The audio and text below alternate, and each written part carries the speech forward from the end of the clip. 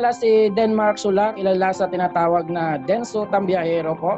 Grab food delivery rider po ako. Nagsimula po ako mag-vlog noong October 2019. When you see the challenge, it's challenge. This is difficult. Alright? Okay naman po siya dati, pero ngayon pong may pandemya nga po, medyo apektado rin po yung delivery food service kasi nga po ang mga tao ngayon walang trabaho. Halos lahat po ng mga may motor na marunong mag-drive, nag-apply na rin po sa delivery food rider. So nagsiksikan na rin po kami doon.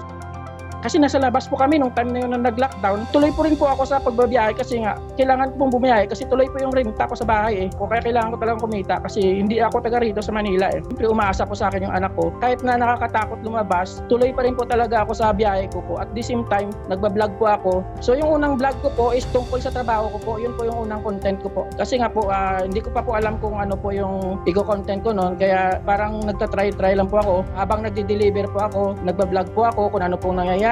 Pagdating sa customer, kung paano po pinipick up. Unang mga vlogs ko, walang potential na maging isang vlogger. Yung pronunciation ko po kasi accent ko po is Ilonggo. Kaya minsan mali-mali po ako, tinatawanan nga lang po ako. Pero hindi ko lubos akalain na yung ganong pong style ay nakakapagbigay pa ng saya minsan. Itong last ko lang, hindi po ako nag-i-expect na mangyari po yun, ng million views po yun. Gawa na po ng Panginoon yun kung talagang ganon po yung mangyari.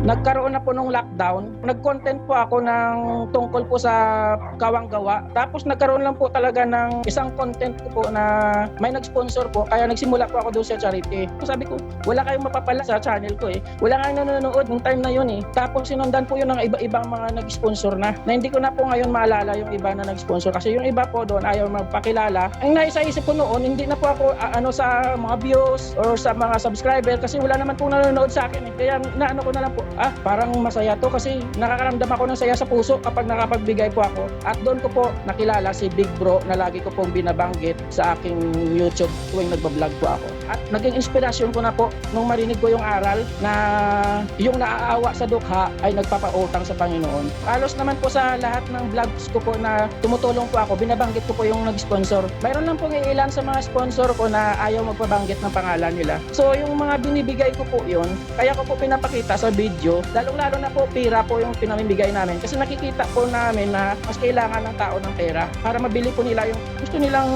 bilhin maliban po sa bigas kasi po mayroong homeless po na walang kaldero eh. Hindi nila niluluto. Pag binigyan mo sila ng bigas, saan nila lulutuin yung bigas? Mayroon po mga sponsor na gusto magbigay sa akin. Pero yung binibigay nila sa akin, binibigay ko po yun. So yun talagang pinaka-purpose, pinaka-goal ko. Yung para yung tulong, hindi lang po kami makatulong.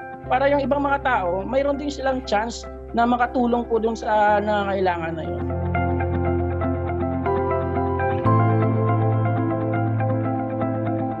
Doon sa mga nag-follow po doon sa Facebook page ko po at nag-subscribe na rin po doon sa YouTube channel ko po. Ito na siguro ang time na magpapasalamat po ako sa inyo. Gusto ko po sana mangyari, huwag niyo po akong pupurihin. Kasi po lahat po na nangyari, yung gumawa po niya yung Panginoon. Siya lang po yung mabuti, tayo po kasangkapan lang po tayo. Ingat po dito nanay ha. Sa mga gusto pong tumulong, pwede niyo pong daanan dito si nanay. Alright, hanggang dito na lang. See you next vlog. Peace out.